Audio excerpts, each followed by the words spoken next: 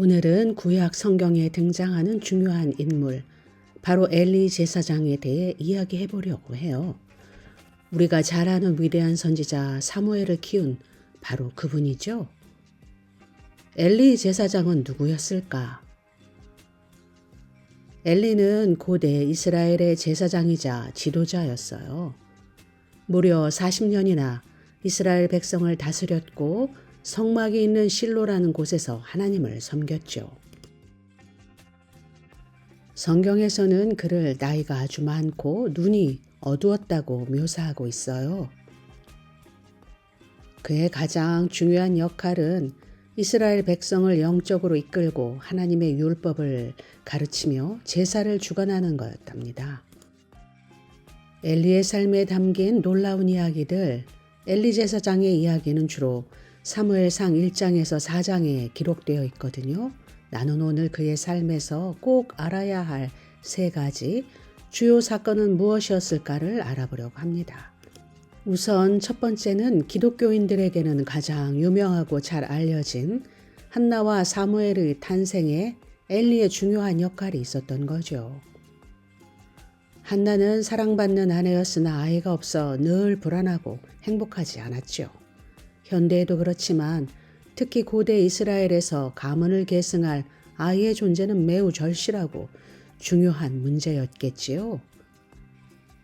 그래서 제사 드리러 올라온 성막에서 한나는 하나님께 비통한 심정으로 기도를 했습니다. 물론 눈이 어두웠던 엘리는 그 모습을 보고 술에 취했으면 그만 집에 가라 한 것이었지만요. 여기서 눈이 어둡다는 것의 깊은 의미가 깨달아지네요. 하나님의 대언자로서 영적으로 어두워진 엘리, 즉 못 알아듣고 못 알아보는 것. 그런데 그런 오해의 말을 들었지만 한나는 자신이 어떤 기도를 했는지 엘리에게 말을 합니다. 그러자 엘리는 평안히 가라, 네가 기도한 것을 하나님이 허락하시기를 원하노라 라고 축복해 줍니다. 어떤 분들은 이미 영적으로 많이 무너진 엘리의 축복이 과연 힘이 있을까 하고 생각하기도 해요. 그렇지만 한나는 기쁨으로 아멘으로 그 축복을 받습니다. 그리고 첫 아들을 낳으면 하나님께 드리겠다는 서원도 하지요. 그리고 정말 기적처럼 아들 사무엘을 낳았죠. 얼마나 귀한 아들이었을지는 짐작이 가지요. 한나가 이렇게 큰 믿음을 보일 수 있었던 건 눈앞의 엘리 제사장이 아닌 그 뒤에 계신 하나님을 보았기 때문일 거예요. 한나는 약속대로 사무엘을 성막에 데려왔습니다. 엘리는 그 아이를 거두어 제사장으로 섬기도록 가르쳤습니다. 비록 자신은 어두워졌으나 사무엘에게는 하나님의 음성을 듣고 어떻게 해야 하는지를 알려주지요. 엘리에게는 홈니와 비느하스라는 2 아들이 있었습니다. 하지만 이들은 하나님을 경외하지 않고 아주 악한 행동을 일삼았습니다. 심지어 하나님께 바쳐야 할 제물을 먼저 가로채고요.